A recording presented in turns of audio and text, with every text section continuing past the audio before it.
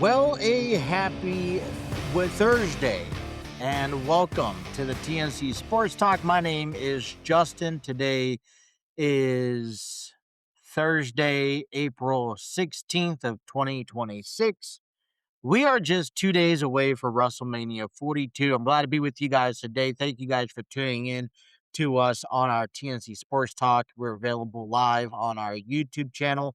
You get into the comments section, let us know what you guys think and match predictions for WrestleMania 42 will be. Yesterday, I began those conversations by talking about Finn Balor versus Dominic Mysterio.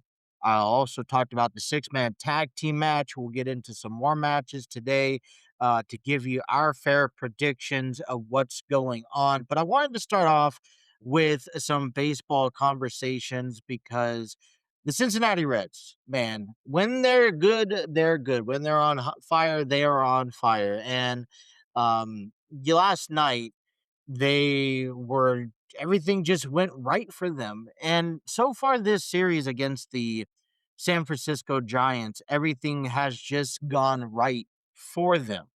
2-1 victory back on Monday, 8-3 victory yesterday, or back on Tuesday yesterday. And now they have an opportunity to go into this rubber game match and sweep the San Francisco Giants. And I think it's an importance to an opportunity is provided to take advantage of the opportunity. The San Francisco Giants came into this series with a 6-10 record. They weren't playing terrible baseball, but we emphasize you redropped the series to the Los Angeles Angels, and it's our second homestand stance. I take a little bit more personal note. I know maybe other talk shows don't necessarily think anything of the second homestands, but these are also West Coast teams. Angels, the Giants up in San Francisco. And so, you know, we're going to see the Giants again later this season. We're going to be at Oracle Park. I like to at least have the numbers in favored to us. But to see just things put into place where if you looked at our weekend performance, you're like, well, earlier this week, I was proclaiming that the Reds are settling down and we're seeing the kind of some similar patterns to the issues that they have up front. And that is their bullpen or mainly their starting rotation, not executing and not delivering in 5 or 6 innings per outing, right? Yesterday, not yesterday, but Tuesday, I was proven wrong. Brady Singer had a really good outing against the Giants, a lot better than his previous outing against Miami, where he only went 2 2/3 of an inning. Well, he pitched solid 5 innings last night. We go back to the conversation of our young pitchers coming up and executing. Rhett Lauder is just showcasing that he is an everyday pitcher.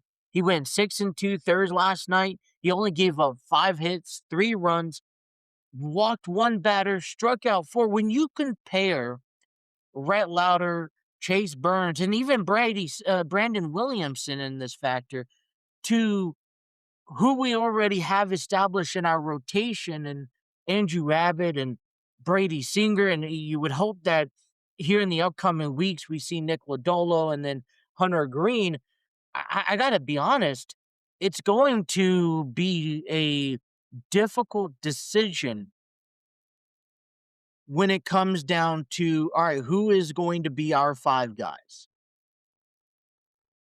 Because everyone is playing well. And I think a just typical theory would indicate, hey, I want to stick with with Hunter Green, Nick Lodolo, Andrew Abbott, and Brady Singer, but that's not what it's about. It is about now you have other guys performing and they may be performing better. So when we see Lodolo come back, the question is Brandon Williamson, Chase Burns, or Rhett Lauder going to get the kick back down to the minor leagues or sent into the bullpens? Does the Cincinnati Reds possibly switch to a six-man rotation? I know that's a crazy thought there, but you know, they're showcasing that they belong in this rotation. And I love the challenge because now you're telling Andrew Abbott and Brady Singer, look, you know, your starting position is not protected. We've already seen earlier this week Noelvi Marte sent down to the minors because of his performance. I'm sure rest assured that the same concept is going to be applied to the starting rotation if if one of these pitchers are not performing. Guess what? There's guys right now in AAA that would love nothing more but to get a crack at the major leagues. And so pitching works a little bit different. I think pitching, you got to give them a little bit more time, about 4, 5 outings. Um, this is their kind of first hand of pitching, 5, 6 innings on a constant basis because you weren't delivering that during spring training, at least not from what we saw, that was provided. So, but, you know, I think these are great moments. And I go back to what I've been saying. You got to appreciate these moments. These are little moments. A sweep here today may not define what the Cincinnati Reds do by the end of the season. That may not be the reason why or why not they make a postseason this year. But a sweep like this is the reason or highlighted moments that build excitement. We're about to head on to the road. You're giving fans something to engage and talk about.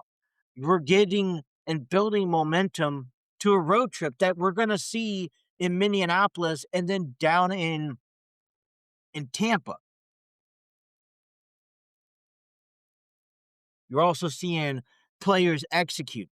Sal Stewart looks like he's a great player at home. Hit two home runs in yesterday's bowl game. Actually, he hit his first home run, right? Seventh inning yeah, first inning off of Maui, and then the second inning off of Maui again. So he had 2 home runs then. Suarez hit his third home run on the season in the first inning. They were back-to-back bombs. So, there's that excitement. Stewart goes 2 for 4. Suarez went 3 for 4. Hines has yet to pick up a hit. Give him some time. But also, you look at it, we picked up 7 runs. 7 of our 8 runs happened in the first 2 innings. We had ourselves a comfortable lead heading into the fifth, 8-2. And when you start separating that run differential in the ball games early on, you're able to get to the pitchers. I mean, we did go up against Tyler Mahle. He only went 4 innings. So for me, I look at this as a sign of, well, we're complaining about base running. Well, we have base running. We're complaining about pitching. Well, pitching's back again. And, we're going to have our good series and we're going to have our down series. But most importantly, we're having ourselves a good time. And it shows in the record. Okay. April 16th, and it's also a great win. Jackie Robinson there. We're still tied for first with the Pittsburgh Pirates. St. Louis is the third team with double digits. They're 10-8. Milwaukee is 9-8, and Chicago is 9-9. And let me ask you this: the first 20 games of the season, if you would have told me that Pittsburgh, Cincinnati, and St. Louis would have started the season not only above 500, but in holding the first three spots in the NL Central, but they're the first three team that has double digits to begin the year. I'm saying you're crazy.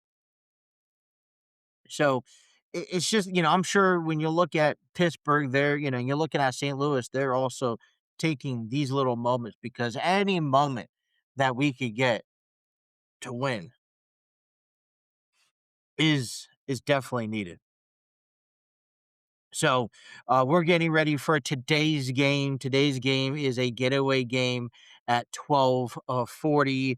First pitch at Great American Ballpark. It wraps up this homestands. What we do know heading into this game, we are 3-2. We have a chance to not only go for the sweep, but a homestands win, which would be very important for us. If not best, we at least break even at 500. If we do end up losing, Landon Roop will be on the mound. Right-handed pitcher comes into this ball game, 2-1 record with a 3.24 ERA. Roop, his last pitch back on April 10th, which was last Friday, by the way, where he pitched 6 wins, giving up 5 hits, 1 earned run, 2 walks, and 4 strikeouts. Reported a win in the game last Friday. Chase Burns is 1-1 with a 3.31 ERA. He last pitched against the Angels with a loss. He picked up his first loss of the season. He did pitch 5 in the 3rd inning, giving up 7 hits, 5 runs, 4 walks, and 2 strikeouts to that status. You can watch the game on Reds TV or listen to it on WLW. I'm just going to go through here. Let me just quickly, and I'm pulling notes as we go here. Unfortunately, today I've been getting caught up on everything that we're, with the baseball game today. Uh, had a little bit of an issue last night. Was going to get a game done, but um, something happened where I had to take my attention away. So was catching up a lot this morning, and now we're just kind of trying to fill in. Well, today's game. Is then they head on to San Francisco Giants after this game.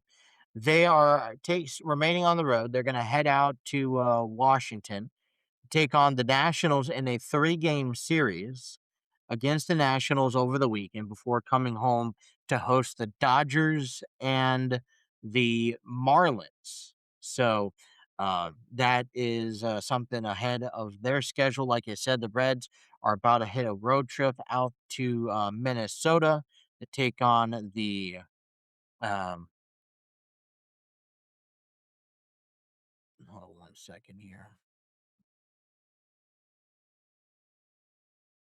Fix this for some reason.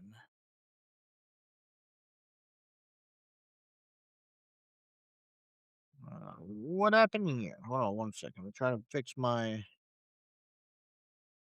Oh, there we go.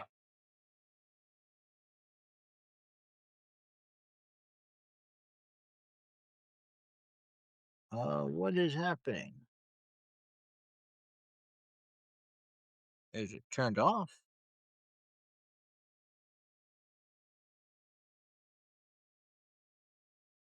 All right.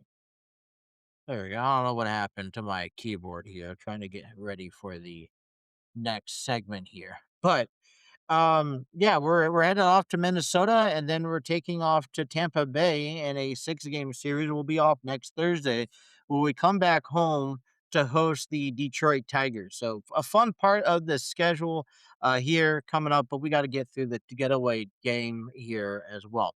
Let's take a look at the National League Central and what's going on. Yesterday, the Cardinals beat the Guardians 5-3 final score. The Pirates shut out the Nationals 2-0. They took the series. And then the Cubs won in double digits, 11-2. And then Milwaukee, they also beat the Toronto Blue Jays with the final score of 2-1.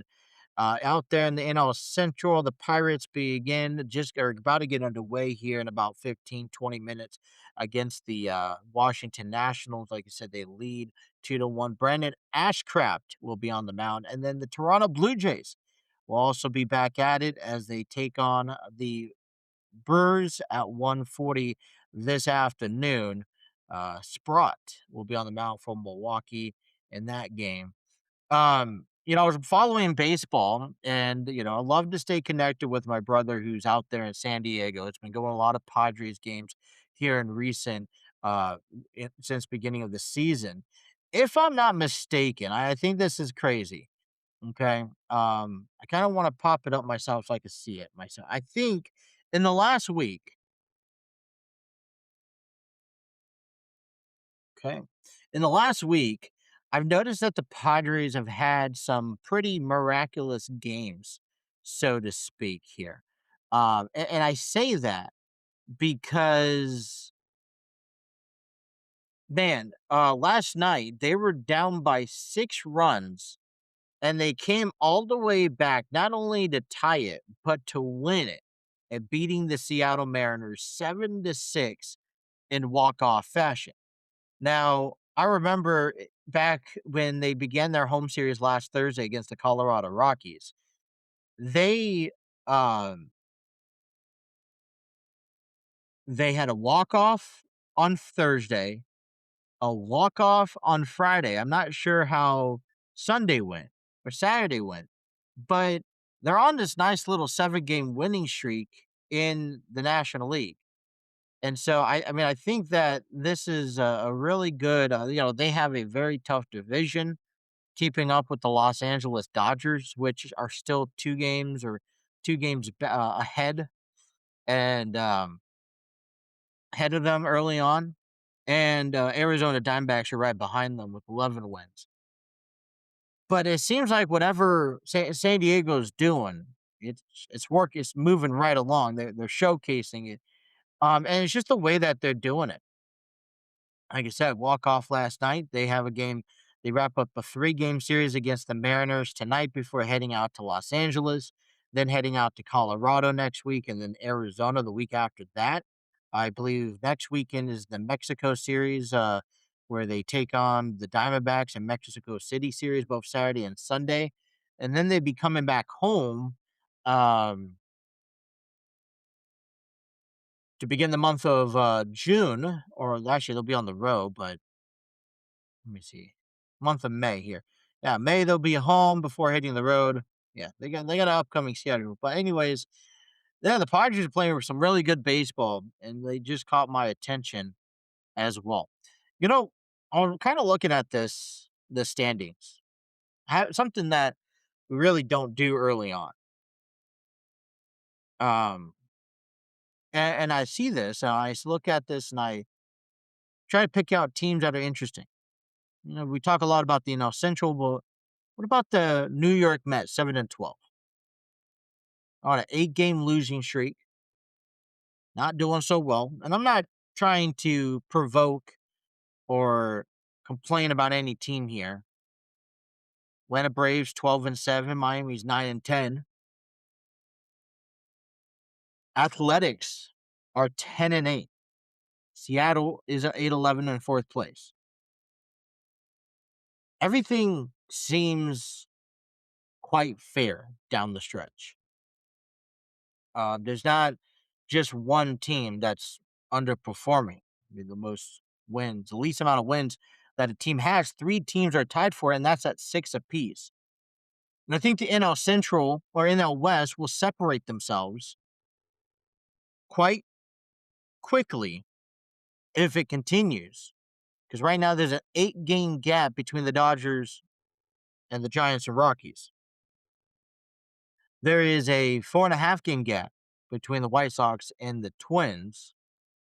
And is it a concern for MLB teams whether or not to get out to an early start and whether or not to get out a slow start?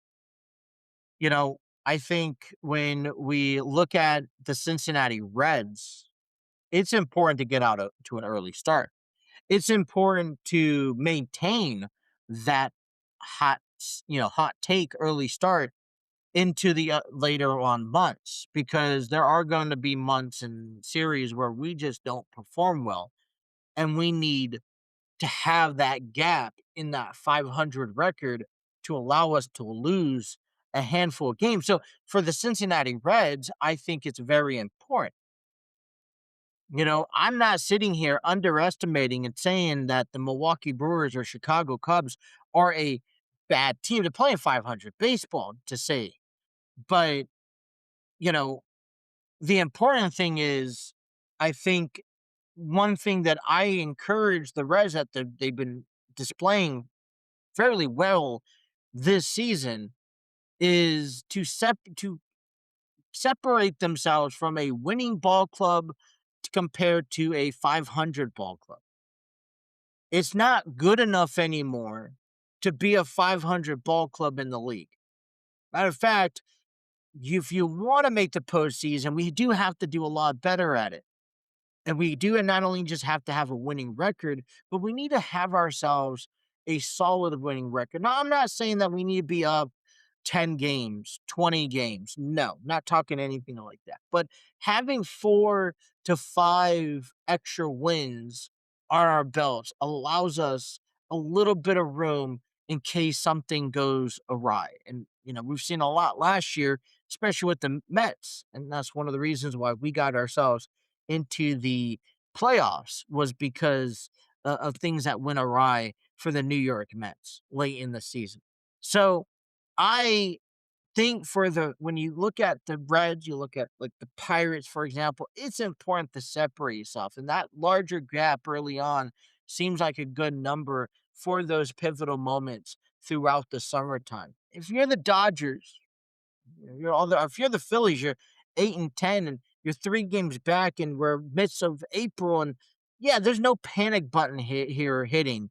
The Mets, I don't think there should be a panic button hitting, here hitting either. They're only 4 games under 500, but it's very easy to continue, just letting things go. That 4 games behind turns into 8 and turns into 12. And next thing you know, you're not coming back from that. And you're in the middle before the trade deadline, where if you're at least playing 500 baseball, you have something at least to work for. Philadelphia, they expected to get back to the postseason. I think they're one of the teams I predicted to go back to the postseason. Seattle, 2.5 games isn't a whole lot, sure, but they're expected to dominate this year. Doesn't Houston Astros want to get back to the playoffs this year? Can they get back to the playoffs this year?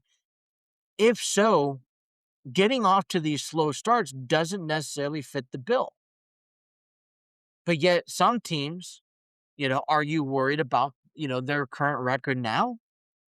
Or you're brushing it off as saying, well, it's not a big deal. We're going to come back. We're going to come through, and we'll have these moments throughout the season where we can definitely see that. But, if you're in New York, I'm not too worried about it. If you're Toronto, I'm not too worried about it right now. If you're Seattle, I'm not too worried about it right now. If you're Philadelphia, I'm not too worried about it right now. Chicago, not worried. All the other teams, I'm a bit worried.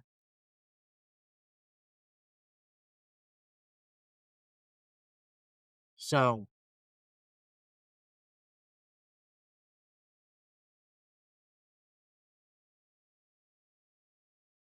just looking ahead.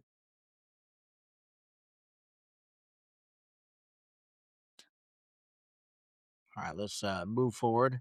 We're going to check out what's going on CBSSports.com. About the games going on today. Mike Trout's been making the news here recently. Angels star Mike Trout homers again, achieves a Yankee Stadium for the first time since 2013. I'm glad to see Mike Trout coming through, hitting bombs, having blast. at the age, at the level, at the situation he's in. Trout homered twice on Monday and then hit another home run on Tuesday. So this gives him 4 home runs. So he hit he homered twice on Monday, then hit another on Tuesday. Where's the math? I count three, right? So he hit a pair of home runs on Monday and then another pair on Tuesday. So that gave him 4 home runs in the series. That's where my calculations went wrong at. And at least one in each of the 3 games so far. If that seems rare to you, you're correct. This is the first time an opposing player has home run in 3 consecutive games in Yankee Stadium since Miguel Cabrera, who did it for the Tigers back in 2013. Of course, it was Miggy and then Trout, right? Those two are destined to be tied together forever in the lore. Remember in 2012, there was a massive debate between old and new old school baseball people regarding whether Trout and Cabrera should win the MVP. Cabrera won the Triple Crown in the AL, but Trout had a 10.5 WAR to Cabrera's 7.1. Cabrera prevailed the next season. We were treated to a similar argument, and Cabrera won the MVP after slashing a 348 batting average, while Trout was a war over Cabrera 8.9 to a 7.5. Trout had 2 full seasons and 2 MVP runner ups, finished behind Cabrera in 2013. It was the first of 3 MVPs for Cabrera. Trout is now 410 home runs in his career, which means he's passed Mark Teixeira in the all time list and sits 57th all time. Too shy of Alfonso Soriano, he signed through the 2030 season. So the hollowed mark of 500 is on the table, health permitting. Trout is likely done winning MVPs. He's 34. He had trouble staying on the field in the last several years. He has won the MVP in 2019 and last finished in the top 10 in 2022 when he finished 8th despite swearing in only 119 games. There's still plenty of flickers of his all-time great powers. Through the first 17 games of the season, Trout had already racked up 1.1 WAR and led the AL with 17 runs scored, now up to 6 home runs and 15 RBIs in just 18 games. I love to see these type of news, these type of ratings for Mike Trout. I'm a big Mike Trout fan. I feel, with all due respect, no disrespect to the Angels, because I'm a big Angels fan, that it was unjust to keep him in an organization that is not going, really going anywhere. No expectations of a playoff bound. So I am a bit upset, to be honest, to see how his career prevailed. One of the other things is that time and time again, I think he's been washed under the rug because of his inability to stay healthy. So I feel like that has devalued his Hall of Fame career. So when you get a chance to see heading into this year, he gets off to a fast start, hitting plenty of home runs, getting a chance to showcase his talent and his skills. I'm taking it. Why not? And especially while he is healthy, because I want to see him play his next few years pretty well.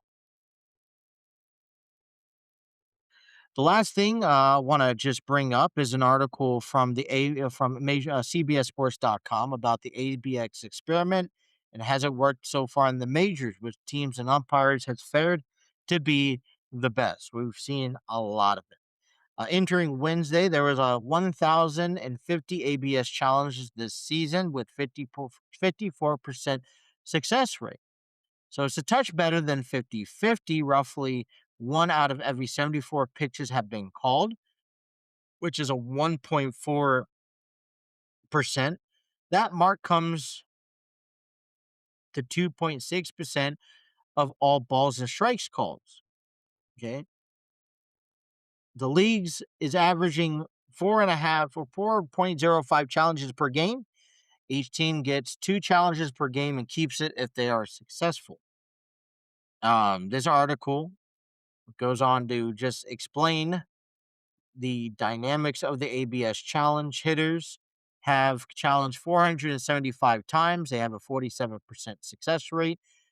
Catchers, 554 challenges and a 60% success rate. And then pitchers have only challenged 21 times, a 48% success rate. Now, I'm not expecting. A matter of fact, if I'm a head manager, I'm telling my coach, and I'm actually frowned upon, regardless if you get it right or not, um, for pitchers to make the call, right? Um, and I think this is something that as the season progresses, we will get entertain data. And I hope we could use this data for teams to better strategize when and where, because there are games where teams don't challenge. There's teams that probably need a couple extra challenges under the belt because they're just not calling the right ones. I trust the catchers calling balls and strikes. I mean, we just called up PJ Higgins from AAA, who replaced Jose Trevino, who got sent down, and he has a very good keen eye of calling balls and strikes. And who doesn't?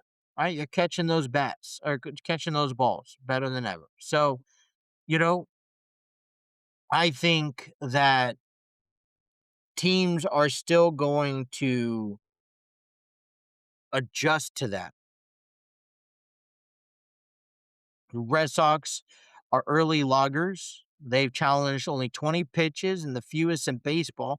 Their 45% success rate and one of the lowest in the game. Boston's catchers are 4 for 9, which is a 45%. There's room for improvement there. Here are the teams that have added and subtracted the most value via ABS challenges per StatCast run base metric. So Minnesota Twins is a +4 runs, Marlins, which is a +6, 1.6, the Rays is a 1.4. In the bottom half, the Rangers are a -0.09. Guardians are -1.2. So, and then Angels are -1.4. Basically, the stat tells you that based off of your challenge, have you been successful in scoring in runs due to that, right? And vice versa. So if you're if you challenge that went the other way, did you give up runs because of it? So we see here that the Rangers, Guardians, and the Angels, they got some work to go to move on. So I think that this is just going to be that strategy heading into throughout the course of the series. The other thing, I get it. I completely understand. Hold pitchers account or hold umpires accountable. We've seen umpires that are being called out for their umpiring techniques, their strike zone, and everything in between. David Rackley deserved praises. He's called 1,538 pitches behind the plate this year, second most in baseball, and players are only 5 for 19 in his challenges. So he's doing pretty well, limiting those balls and strikes. On the other hand, other umpires will Little, John Tupain, 900 pitches each this year, 1 for 10 in challenges. Um, there's obviously some players that are some umpires that are not getting, are in that stage. Here's my only take. I think I've said this before. When umpires are going through the system, they create that ball and strike zone. That's why it was understanding who your umpires were, especially behind the plate, so that you understand what their strike zone was. Maybe they called balls outside, maybe they called it up high and in or down low. And the point to all of that is that when you put the ABS, it is a metric of each person's body. And I think the umpires try to do the best they can to adjust to that. But on an 0-2 count, right? The metric doesn't change. right? And what have we been taught? I was talking to my father about this yesterday. Growing up, all the time, what have we been taught? With that umpires expand the zone when you're on 0 and 2 counts. They shrink the zone when they are 3 and 0. And they make, it favors pitchers, it favors batters. And the point I'm trying to make is that when umpires are taught that way for generations, several decades, you're trying to automatically tell them, look, you got to get rid of all that. And so, yeah, sure. It's one thing to, hey, you get it wrong, you get it wrong. Own up to it. That's it. All right, let's move on.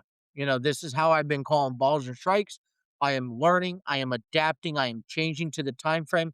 It's not going to be perfect, but we are going to learn the umpires that really stretch things far. And I think at over some time, MLB has to look into, well, is there repercussions on that? Do they get sent down to minor leagues to continue to work on their craft? Do they get sent to, or do they just do not get the privilege to call balls and strikes anymore? Because look, as an umpire, I will love nothing. I think it's the most terrifying job to do, to have the responsibility to call balls and strikes as an umpire behind the plate for a full 9 innings. Now, I will love to do it the most because I feel like you get the most out of it, but the game is literally in your palm of your hands here, in a sense. You have the responsibility of calling balls and strikes. So I would love to do that. But if I'm going to be reprimanded for making mistakes because there's a human error towards it, I'm just not opposed by it. And that's just me. That's just how I take on things here. All right. NBA continues as the play-in tournament continues on Friday. We saw the Golden State Warriors yesterday beat the Los Angeles Clippers. Final score 126-121. And then we saw the Orlando Magics lose to the 76ers. So I think the 76ers have clinched the seventh seed. Orlando Magics are now taking on the Hornets. They'll be at home on Friday on Amazon Prime at 7:30 tip-off. 10 o'clock, Golden State Warriors will take on the Phoenix Suns. The losers go home. The winner will get the 8th seed. And playoffs officially begin on Saturday with a 4-game set, as game 1 will be on Amazon Prime, game 2 and game 3 is on Amazon Prime, while game 4 is on ABC, and that is Saturday night at 8:30, where the Rockets take on the Lakers. So we'll get you more information about the NBA playoffs coming your way tomorrow, getting you guys ready for the weekend. Hockey is getting ready for their playoffs. All righty. Let's ringsidenews.com put out an article about WrestleMania is getting a major stage shakeup. It's going to change how the entire show looks, especially when it comes to pyro. I love WrestleMania stadiums. I love WrestleMania. I love the pyrotech. I love back when the WWE designed a special stage according to each particular venue. It had a theme. It had a design like Cyber Sunday. They had like a briefcase for Money in the Bank, it looked like. They had there's just a lot of different designs that they were creative in. And I'm going to be honest with you, I'm not a fan of the stage set for Raw, for SmackDown. I get it. Maybe they're trying to cut some costs. Maybe they're trying to simplify it or originate that, maybe organic it. But it's not vibing with me. It doesn't draw my attention. When music hits and you hear all the flashing lights that you see just burst, or the colorful lights, the videotrons that we only see in like two wrestlers out of everyone. That stuff was the little details that meant so much to me growing up in wrestling, that because we don't see it anymore, it takes away. But this article says The construction's already underway inside Allegiant Stadium ahead of WrestleMania 18th and on April 18th and 19th. A new report is revealing that major shifts is how the stage will be structured and how fans will be positioned. According to PW Insider, WWE is changing the traditional setup in a big way by placing fans directly on the stage itself. It was noted that the pyrotechnics for WrestleMania 42 will come behind the main stage due to the fact that this year's will be the fans will be seated on the stage themselves.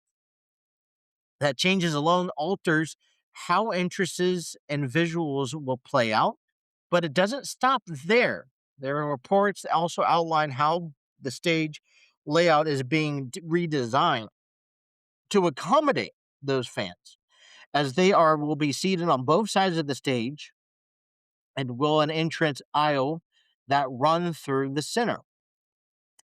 On top of that, its set itself is expected to feature additional structure elements that will frame the entrance and overall presentation as well uh, as there will be two large square columns on each side.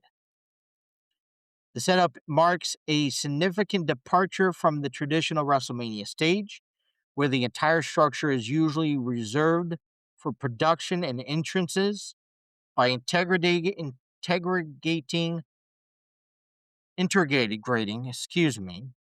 fans directly into the stage area. WWE is clearly aiming for a different kind of visual presentation this year, with power being pushed behind the stage and fans now part of the backdrop. Entrances could feel more immersive and potentially more unpredictable than in previous years. Well, I mean, I think it looks well if you are a guy like Drew McIntyre, Jacob Fatu, who I've been promoting to take this match outside the original square circle, the barricades. Um, 1 second, and I think that's what. Let's start off there. Um,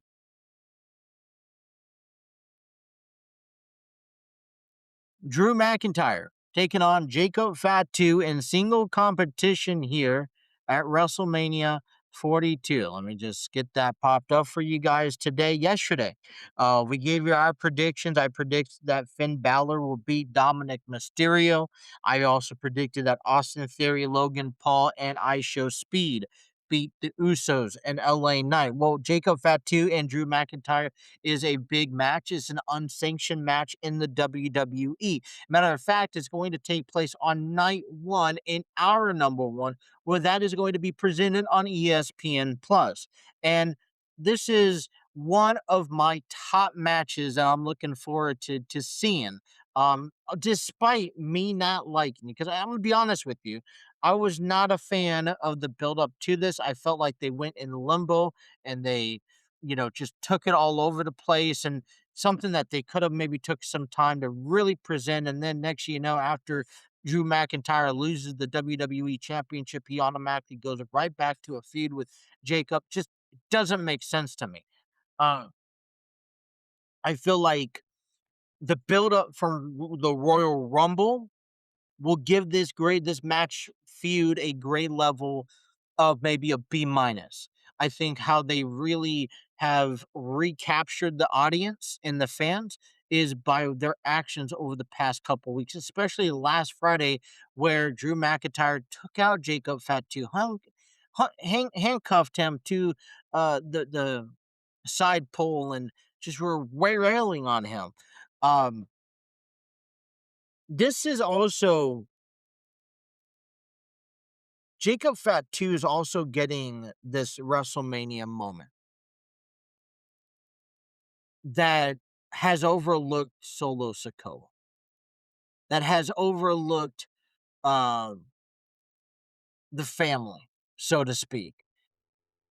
I have to, as much as I like Drew McIntyre winning this, I could see Drew McIntyre winning it and going right back to challenging Cody Rhodes because they got some unfinished business to settle because One thing that Drew claims, he's correct about this, is that when he beat Cody Rhodes in January, the condition was that he would not Cody Rhodes was not allowed to challenge for the WWE Championship as long as Drew McIntyre was champion. And what happened? Well, he got him another title match. I would like to see Jacob Fatu walk away victorious in this match for the specific reason that I feel like he's stuck in a limbo when it comes down to getting the proper push. I don't know if it's injuries. I don't know if WWE doesn't see nothing involved in him. But I think this is a great time. And after he wins, it goes on to be a push. You got to stop looking at Jacob Fatu, but looking at his future down the road. So I'm going to take a bold prediction and say that Jacob Fatu beats Drew McIntyre.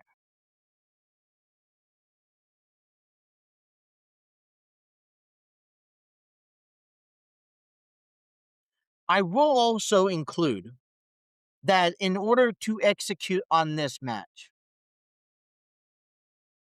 okay, it has to be something you have to take us.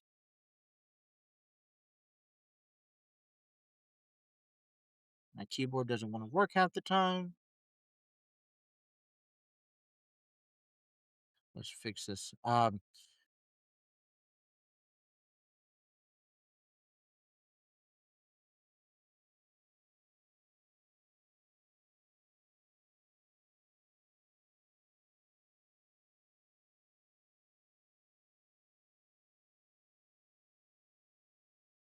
There we go. All right. I feel like if this match is to take place, it has to be beyond the barricade. I need destruction. I need carnage. I need something that is going like this could be the very first match, and then the crew's going to have to clean up. I mean, unprecedented. So I got Jacob Fatu on my card. All right. As seen here, Seth Rollins versus Gunther. This is a match that I feel was placed in. I feel like the original idea was Seth Rollins versus Braun Breaker. Braun Breaker got hurt for a brief moment.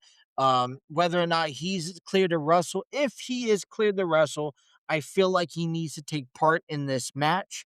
I feel like the feud is around Paul Heyman and the vision and not Gunther. What troubles me with this match alone, um, is that it comes out of nowhere. What's the purpose for Gunther? Him just having fun with whatever he wants to do in life? So here's my logic on the why I think Gunther wins. I think Gunther wins at the hands of an outside interference. Gunther has been on this tear for retiring athletes. He retired Goldberg. He's retired John Cena. He's retired AJ Styles earlier this year. He's on this tear of dominance. A win is important to maintain his dominance. If he loses to Seth Rollins, no matter what the circumstances are, all you're doing is telling me that over the last 7 to 8 months, all the people he's retired has gone out the window. So he has to win. I'm solely believable content that he's going to win. Which means, well, how does Seth Rollins lose? Can he just lose straight up? Yeah, sure, he could. But if Braun Breaker is ready, and from what I've read on social media, what I've read on articles and from PW Insider and Wrestling Observer and all that stuff, it indicates to me that Braun Breaker is ready to go. That this feud between Braun and Seth is something that they want to push and build a little bit longer beyond WrestleMania, maybe even a SummerSlam thing, maybe a Backlash thing that's coming up at the end of that coming up in May. So for me, it makes sense. Braun Breaker comes out, spears Seth Rollins without the referee looking. This helps Gunther pick up the victory, even maybe putting Seth Rollins to sleep. So I have Gunther winning this match.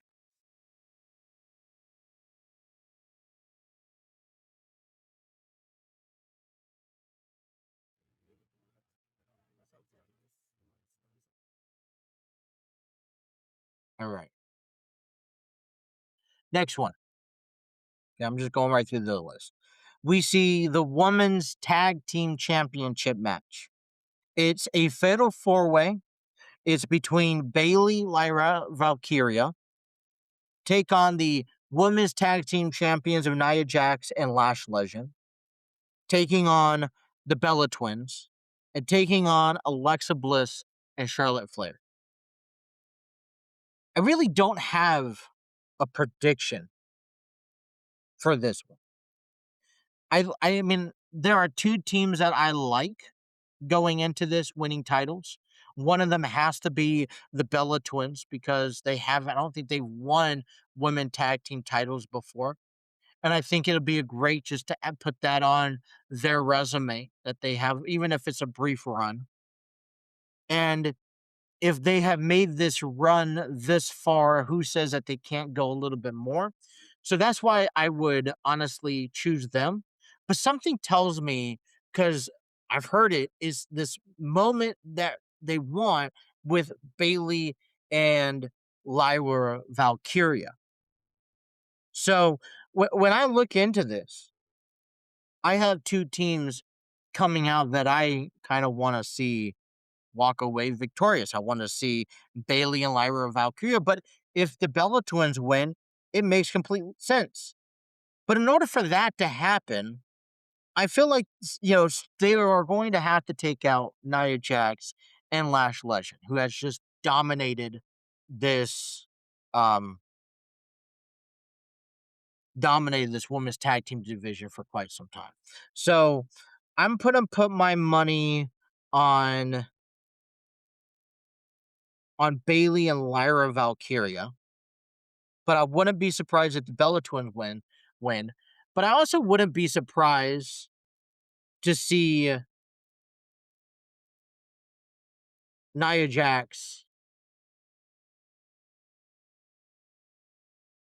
and Alexa Bliss, or Nia Jax and Lash Legend win. I don't see Alexa and Charlotte Flair win. And the reason why that is that we've seen this group for some time. And I'm not interested in having them win the gold again. That's just my opinion. All right, the last match we're going to talk to today, we'll wrap up the rest of them tomorrow. It's going to be this 6-man ladder match between Penta, who's the Intercontinental Champion, Dragon Lee, Javon Evans, Rusev, and JD McDonough, and Rey Mysterio. Now, Penta is your current champion. The ladder's going to be hanging above the ring. This is night two's opening bell match. And I predict it is out. This is another one that is hard to predict. Rey Mysterio belongs at WrestleMania. I think he was questionable for WrestleMania, and they just threw him in there, which is fine by me. Rusev has been on a destruction. Javon Evans is a recently brought up person. I think, and maybe here's a bold prediction: it's going to be a clean sweep across the board when it comes down to the NXT appointed NXT stars who got called up earlier this year: Javon Evans, Shirk Williams, and Oba Femi. Could that see happen? Where all three of them pick up victories, which means two of them will pick up their first championships at the WWE main roster. I'd like to see Javon Evans win the title, but I don't know if he is. I know he's done some good work in the ring, but I don't know if the WWE is behind on him. He still, to me, seems like a kid reminds me a lot of Kofi Kingston, but does that come with inexperience? And if that inexperience affects him carrying that title. Rusev is another guy that I will love to see walk away with this title as well. I feel like his WWE return has been lackluster. I feel like he's better off not returning.